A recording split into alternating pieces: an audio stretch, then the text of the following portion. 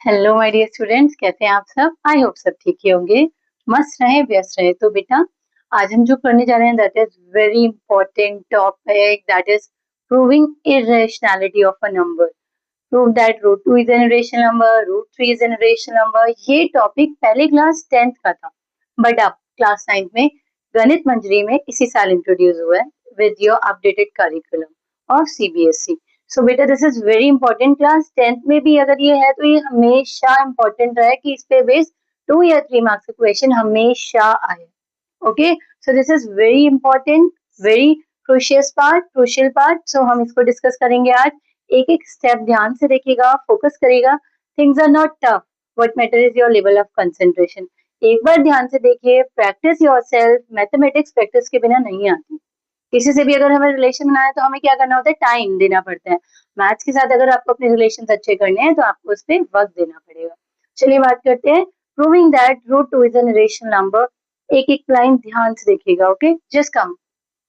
हमने क्या करना है, रूट 2 को या इरेशनल प्रूव करना है। तो इसको हम कैसे प्रूव करेंगे, हम मानेंगे रूट 2 एक रेशनल नंबर है। हम सबसे पहले क्या मानेंगे, रूट 2 एक रेशनल नंबर है, और फिर अपनी ही स्टेटमेंट को गलत साबित करेंगे कि भाई हमारा सपोजिशन रॉन्ग था। कैसे, चलिए। Let root 2 be a rational number. Let root 2 be a rational number which can be written in the form of P over Q.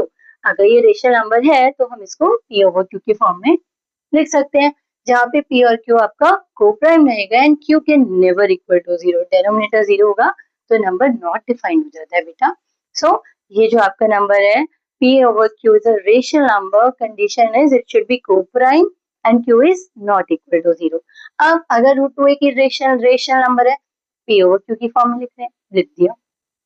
Squaring both side, squaring both side, root 2 का square कर दिया, P square over Q square. ठीक है, root 2 का square होगा 2। बेटा किसी भी नंबर जो रूट में अगर हम उसका स्क्वायर करें तो वो नंबर इटसेल्फ आएगा। रूट 5 का स्क्वायर करोगे 5 आएगा, या आप कह रहे हो रूट 5 इंटू रूट 5 करोगे तो भी 5 आएगा। Square means like number multiplied by itself, right. So root 5 square is 5, root 7 square is 7. Okay. So जब मैंने root 2 का स्क्वायर किया, it is 2. P square Q square, Q divide में इक्वल टू के इधर जाके क्या हो जाएगा बेटा, मल्टीप्लाई में हो जाएगा। 2Q square over is equal to P square. अब मैं देख सकती हूँ P स्क्वायर जो है वो 2 का मल्टीपल है तो 2 से डिविजिबल भी होगा, तो मैंने यहाँ पे लिख दिया P square as well as P is divisible by 2। और अगर ये 2 से डिविजिबल है तो इसको मैं 2 की टर्म्स में भी लिख सकती हूँ। मैंने यहाँ पे ले लिया जी P is equal to 2R, R is any constant, P is equal to 2R let कर लिया और इसे मैंने इक्वेशन 1 में पुट कर दिया। जब मैं P की जगह 2R लिखूंगी तो 2R का होल स्क्वायर। बेटा बच्चे क्या करते हैं, सर 2R स्क्वायर लिख देते हैं। प्लीज डोंट डू दिस, ये गलती हो जाती है। ये होल स्क्वायर है, क्योंकि जब होल स्क्वायर करोगे तो it will be 2 square is 4 and this will be R square. ठीक है, do not do this mistake. चलिए 2R का होल स्क्वायर हो जाएगा, 2 square is 4, R square is R square. Again अब यहाँ पे ये 2 है और ये 4 है, क्या मैं इसको यहाँ से कैंसिल कर दूं, 2 times 2 is 4। So Q square is equal to कितना आ गया आपके पास, 2R स्क्वायर। यानी कि अब Q square as well as Q, क्योंकि वो ऑलरेडी 2 की टर्म्स में आ चुका है, तो यानी कि 2 से डिविजिबल होगा। Q square as well as Q is divisible by 2। P भी डिविजिबल हो रहा है 2 से, Q भी डिविजिबल हो रहा है, तो फिर ये कोप्राइम कहाँ रहा, ये तो हमारी बात गलत हो गई, क्योंकि हमने तो ये कहा था कि ये कोप्राइम है, मतलब इसका HCF क्या होता है 1। मैंने बताया नंबर्स की नॉलेज पिछली वीडियो में दी है, देखिए व्हाट आर कोप्राइम नंबर्स, जिसका HCF क्या होता है 1।